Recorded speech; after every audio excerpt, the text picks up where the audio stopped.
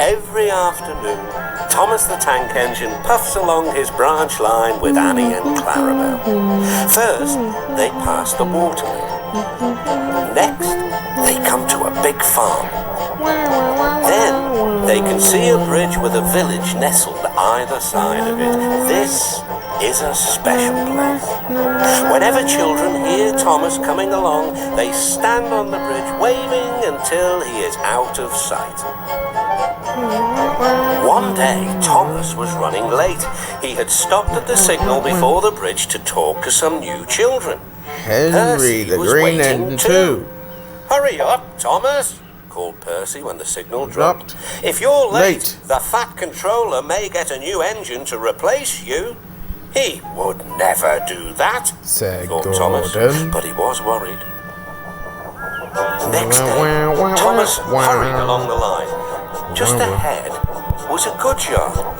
There, on the platform, was an inspector waving a red flag. Next, Thomas saw some children. They were waving too. Something must be wrong, thought Thomas. This station is for goods, not passengers. Help, Thomas, help! We are glad to see you, called the children. Please, will you take us home?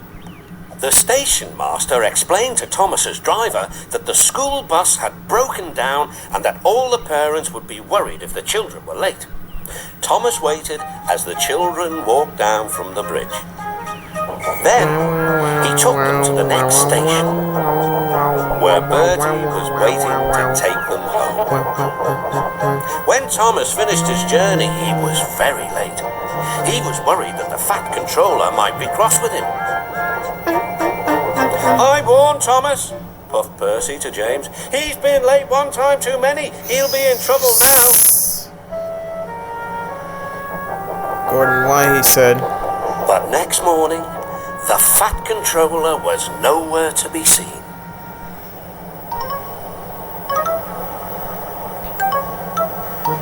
Thank goodness, sighed Gordon.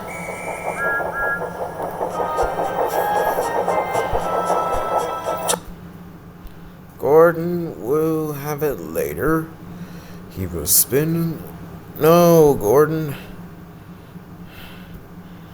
And then you were going to get bumped on the track.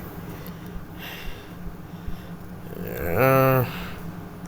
Despite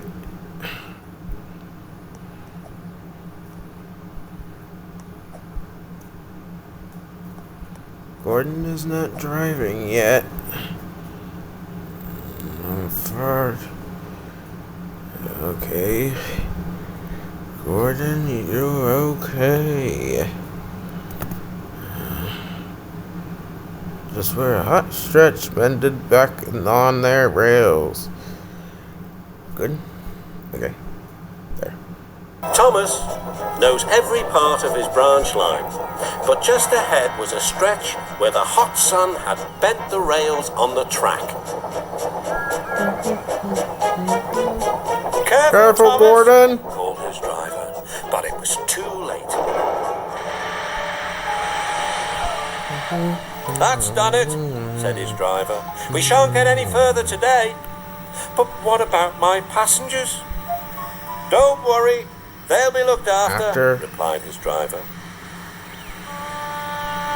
While workmen repaired the line, Thomas had to shunt trucks in the yard. Bertie came to see him. I understand you need my help again. Yes, Bertie, replied Thomas sadly. I can't run without my rails. Bertie set off to collect Thomas's passengers. Hello, Bertie, they said. We are glad you are here. Bertie drove along the road by the railway. He stopped at each station along the line.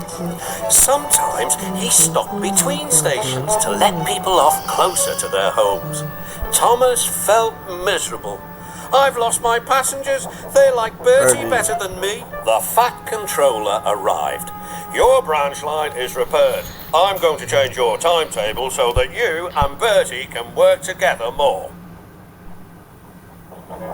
When Thomas reached the station, there were all his passengers. "Bertie is a very good bus, but we missed our train rides with you," they said. Later, Thomas spoke to Bertie. "Thank you for looking after my passengers." "Oh, that's all right, Thomas. I like to make new friends, but I'm glad to share them with you." "Bertie," said Thomas, "you're a very good friend indeed."